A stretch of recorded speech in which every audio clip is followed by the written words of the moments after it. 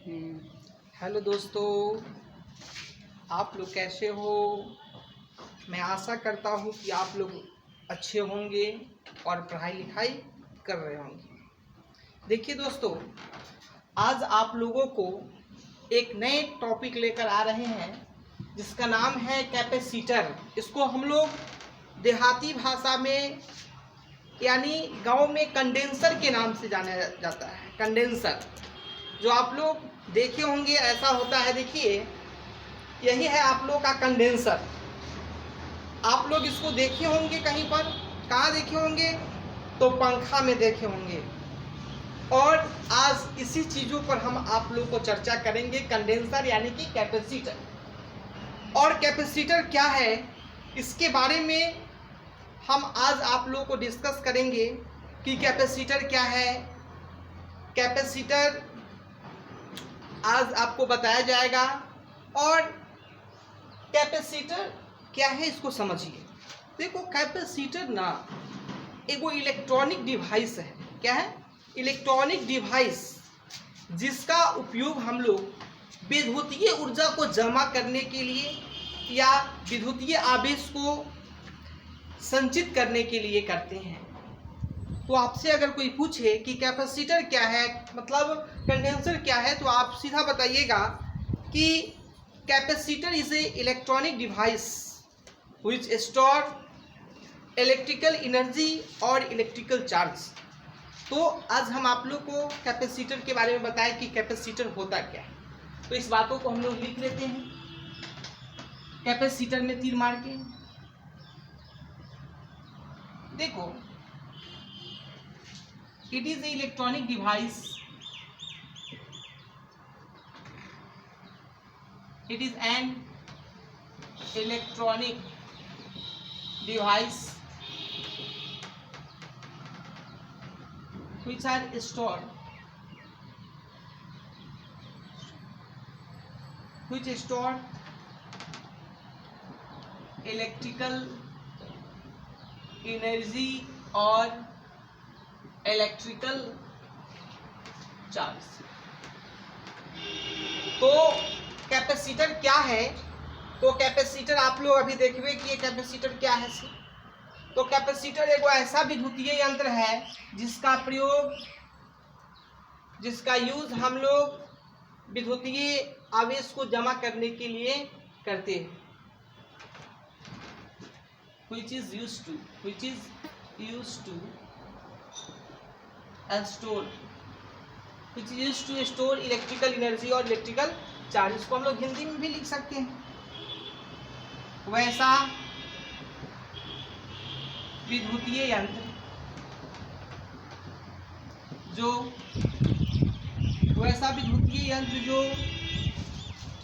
विद्युतीय ऊर्जा तथा विद्युतीय आवेश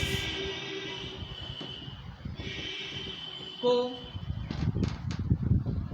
जमा करने के लिए किया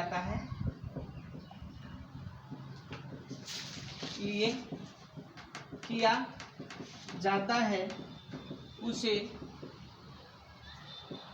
संधारित्र कहते हैं। देखो, कैपेसिटर कि अब हम लोग जानेंगे कि कैपेसिटर की कंस्ट्रक्शन कैसा होता है, इसकी बनावट कैसी होती है। तो देखते हैं construction of capacitor. Construction of capacitor. देखो, हम लोग एक ही लैंग्वेज में लिखेंगे, समय कम लगेगा। देखो, कैपेसिटर का कंस्ट्रक्शन कैसा होता है। संधारित्र का कंस्ट्रक्शन आप ना इसको खोल के भी समझ सकते हैं। देखिए, संधारित्र ना दो धातु प्लेट का बना होता है और धातु प्लेट के जो होते हैं एक दूसरे से कुछ दूरी पर अलग होते हैं। और धातु प्लेट के बीच ना थोड़ा सा खाली स्थान भी होता है या उसमें कुछ कुचालक पदार्थ हम लोग भर देते हैं। कुचालक पदार्थ को ना हम लोग परावैद्युत भी कहते हैं, डाई इलेक्ट्रिक। तो हम लोग इस पे लिखेंगे कंस्ट्रक्शन कैसा होता है। पहले हम लोग फिगर बना लेते हैं। देखिए, कैपेसिटर मुख्य रूप से तीन टाइप्स के हम लोग को देखना है, लेकिन बुक में आप लोग को मुख्य रूप से अगर एक ही चर्चा है ज़्यादातर, लेकिन हम लोग देखेंगे ये है आपका स्फेरिकल कैपेसिटर। क्या है? स्फेरिकल कैपेसिटर का फिगर देखिए जरा।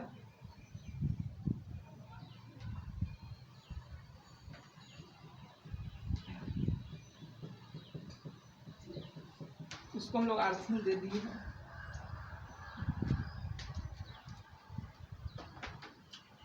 देखो इसकी रेडियस R1 है, इसकी रेडियस मान लेते हैं R2। एक है आपका सिलिंड्रिकल कैपेसिटर,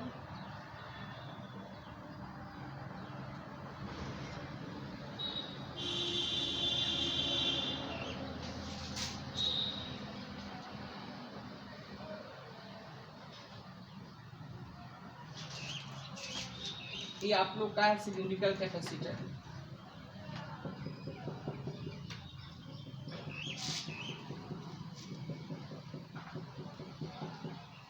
ये है आपका R1, आई वाला है R2। हाइट हो गया। एक है आपका पैरेलल प्लेट कैपेसिटर। देखिए पैरेलल प्लेट कैपेसिटर,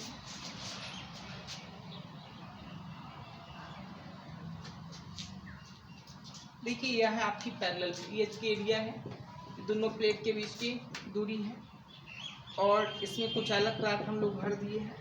ये पर प्लस चार्ज है तो ये पर माइनस चार्ज है। तो हम लोग को मुख्य रूप से हम लोग 3 कैपेसिटर देखे। इसका नाम है स्फेरिकल कैपेसिटर, इसको हम लोग हिंदी में कहते हैं गोलीय संधारित्र। क्या कहते हैं? गोलीय संधारित्र। यह है आप लोग का सिलिंड्रिकल कैपेसिटर।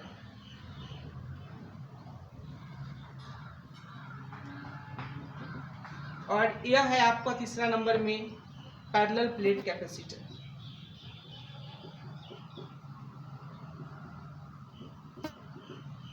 तो हम लोग इसका जानते हैं कि इसका कंस्ट्रक्शन कैसा होता है।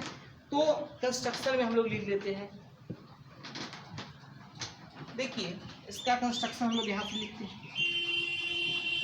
संधारित्र 2 धातु प्लेट का बना होता है। संधारित्र कितने धातु प्लेट के बने होते हैं? तो संधारित्र 2 धातु प्लेट के बने होते हैं। धातु प्लेट को ना एक दूसरे से ना कुछ दूरी पर रखा जाता है। धातु प्लेट को एक दूसरे से कुछ दूरी पर रखा जाता है। देखो कैपेसिटर में 2 प्लेट है और ये दोनों प्लेट एक दूसरे से कुछ दूरी पर रखा होता है। प्लेट के बीच में ना खाली स्थान को हम लोग कुचालक पदार्थ से भर देते हैं। प्लेट के बीच के खाली स्थान को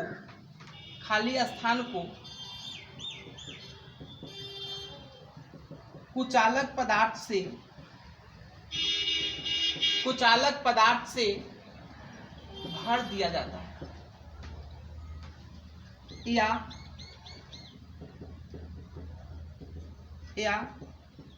दोनों प्लेट के बीच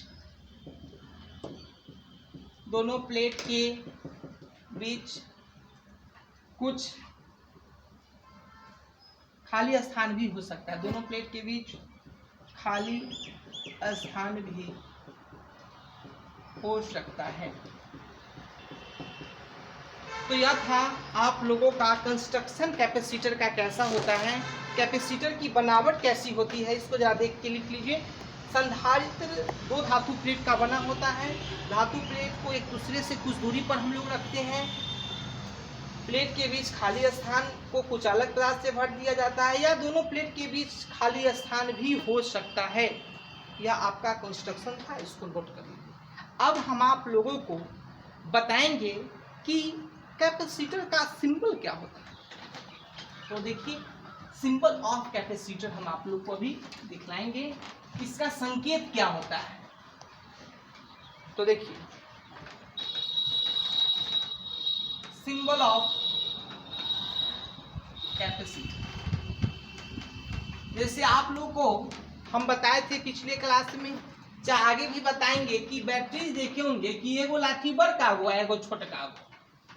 तो यह है आपकी बैटरी, क्या है यह वाला बैटरी है, यह क्या है। इसमें क्या होता है कि दोनों लाठी ना हम लोग बराबर करके रखेंगे। कैपेसिटर का सिंबल ही नहीं होता है, यह तो बैटरी का सिंबल है। तो कैपेसिटर का सिंबल कैसा होता है, तो दोनों लाठी एक ही बराबर में रखना है। यह है आप लोग का कैपेसिटर का सिंबल। इसी को हम लोग सी लिख देते हैं। कैपेसिटर की धारिता होती है, आपको बताएंगे अभी। देखो, उसके बाद हम लोग बताएंगे आपको। सिंबल तो हम लोग पढ़ लिए कि कैपेसिटर का सिंबल। कैपेसिटर कौन चार्ज से चार्ज होता है, तो संधारित्र को ना हम लोग चार्ज करते हैं तो डीसी करंट से चार्ज करते हैं। देखे होंगे आप लोग कि कैपेसिटर के तार को ना अथी में लगा दीजिएगा चार्जिंग में, और इसको चार्ज करके सटाइएगा तो देखिएगा शॉर्ट करेगा, तो शॉर्ट सर्किट करेगा। देखे होंगे आप लोग। तो चलते हैं, दिखाते हैं कि यह किसके द्वारा चार्ज होता है। तो लिखेंगे संधारित्र को डीसी करंट के द्वारा आवेशित किया जाता है, चार्ज किया जाता है।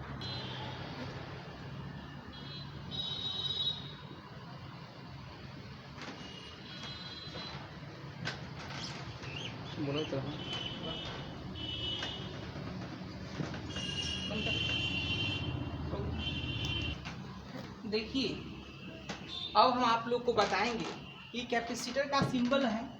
जब कैपेसिटर को ना बैटरी के धनात्मक और ऋणात्मक इलेक्ट्रोड से जोड़ दिया जाता है, तो संधारित्र के प्लेट पर समान मात्रा में धन आवेश एवं ऋण आवेश जमा होता है। क्या होता है, जब संधारित्र के, सुन के ही लिखना है आप लोग को, जब संधारित्र के दोनों प्लेट को बैटरी के धनात्मक और ऋणात्मक इलेक्ट्रोड से जोड़ दिया जाता है, तो संधारित्र के प्लेट पर धनात्मक और ऋणात्मक आवेश जमा होता है।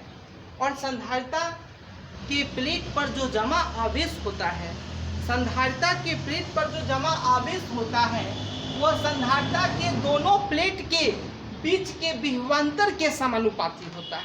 क्या चीज के समानुपाती होता है, विभवांतर के। तो हम लोग लिख सकते हैं Q समानुपाती V, क्या लिख सकते हैं। और इस समानुपाती हटाएंगे तो एक कांस्टेंट आएगा, उसको हम लोग कहेंगे C। क्या कहेंगे, चाहे हम लोग ऐसे लिख सकते हैं Q/V बराबर कांस्टेंट, और इस कांस्टेंट को हम लोग कहते हैं क्या, C कहते हैं। तो हम लोग लिख सकते हैं Q बराबर CV। तो एक हम लोग को फॉर्मूला हो गया कैपेसिटेंस निकालने का, Q/V और Q बराबर C/V, जहाँ C को संधारित्र की धारिता कहते हैं। क्या कहते हैं, कैपेसिटेंस। इसको हम लोग अंग्रेजी में कहते हैं कैपेसिटेंस कहते हैं। इसका मान संधारित्र के बनावट पर निर्भर करता है। C का जो वैल्यू होता है संधारित्र की संरचना पर निर्भर करता है कि उसकी कॉन्फ़िगरेशन कैसा है, उस चीज़ों पर निर्भर करता है। तो इस बात को भी लिख सकते हैं कि संधारित्र की धारिता संधारित्र के संरचना पर निर्भर करता है। क्या चीज़ पर निर्भर करता है, संरचना पर। अब हम आप लोग को बताएंगे कि धारिता किसे कहते हैं। धारिता परीक्षा में आता है कि कैपेसिटेंस क्या है, धारिता। तो आप लोग धारिता का डिफिनीशन बहुत सिंपल वे में लिख सकते हैं कि आवेश तथा विभवांतर के अनुपात को संधारिता की धारिता कहते हैं। क्या लिखिएगा, आवेश तथा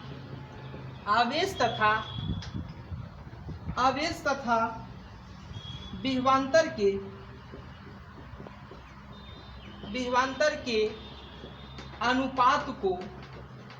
अनुपात को संधारित्र की धारिता कहते हैं। कहते हैं। इसे हम लोग किस से सूचित करेंगे? सी से सूचित करेंगे। इसको क्या चीज से सूचित करेंगे? सी से। इसका एसआई यूनिट अगर निकालने की बात हो, एसआई यूनिट कैसे निकालेंगे? तो देखिए हम लोग एसआई यूनिट निकालने को आपको सिखाते हैं। देखिए एसआई यूनिट निकालना बहुत सिंपल बात है। एसआई यूनिट ऑफ सी, देखो कैपेसिटेंस का यूनिट निकालते हैं। देखो सी बराबर होता है क्यू बटा भी, होता है ना। इसका आवेश का कूलम है, इसका वोल्ट, तो हो जाएगा कूलम प्रति वोल्ट। इसी को हम लोग फैराडे कहते हैं। तो संधारित्र की धारिता का ऐसे मात्रक आपको क्या हो गया? फैराडे हो गया। और यह आता है एग्जाम में, इसका डायमेंशन निकालना हो तो आप डायमेंशन भी निकाल सकते हैं। डायमेंशन निकालने के लिए आप लोग क्या कीजिएगा है मालूम? सी बराबर होता है क्यू बटा भी, क्यू का होगा 80, एकर होगा एम। देखो यहाँ पर अगर नहीं जानते भी का तो डब्ल्यू बटा क्यू, तो एम एल स्क्वायर टी के पावर -2, एकर होगा 80, तो ये ऊपर जाएगा तो हो जाएगा एम एल स्क्वायर टी के पावर -3 ए के पावर -1। तो इस तरह हम लोग लिख सकते हैं एम एल स्क्वायर टी के पावर -3 ए के पावर -1। और इसको जब हम लोग हल करेंगे तो हम एम के पावर -1, एल के पावर -2, टी के पावर 4 और ए के पावर 2, तो यह होगी आपका सी का डी मान।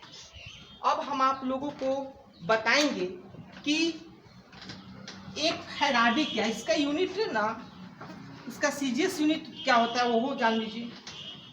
देखो इसका सीजीएस यूनिट होता है, सीजीएस यूनिट होता है,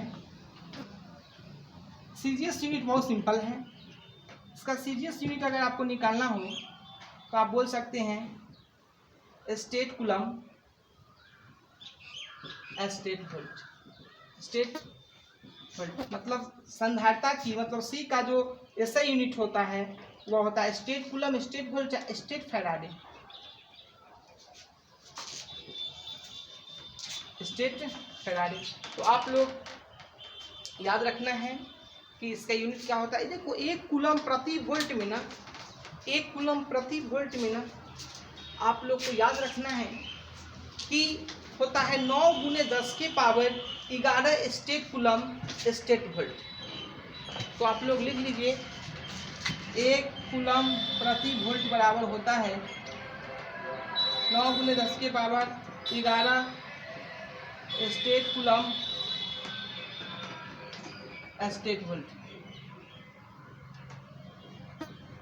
तो हम लोग लिख सकते हैं कि क्या होता है इसका सीजीएस यूनिट। अब हम आप लोग को बताएंगे एक फैराडे की परिभाषा। क्या बताएंगे? एक फैराडे की परिभाषा। देखो एक फैराडे की परिभाषा बहुत सिंपल है। एक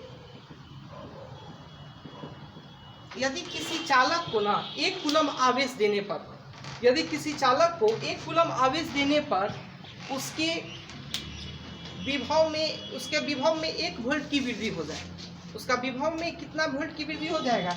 1 वोल्ट। जैसे मान लीजिए कि हम लोग सी वाला लिखते क्यू बटा भी, अगर 1 फैराडे तब होगा जब हम लोग 1 कूलम आवेश देंगे और उसका वोल्टेज में 1 वोल्ट की वृद्धि हो जाएगा। तो 1 फैराडे बराबर लिख सकते हो 1 कूलम प्रति वोल्ट।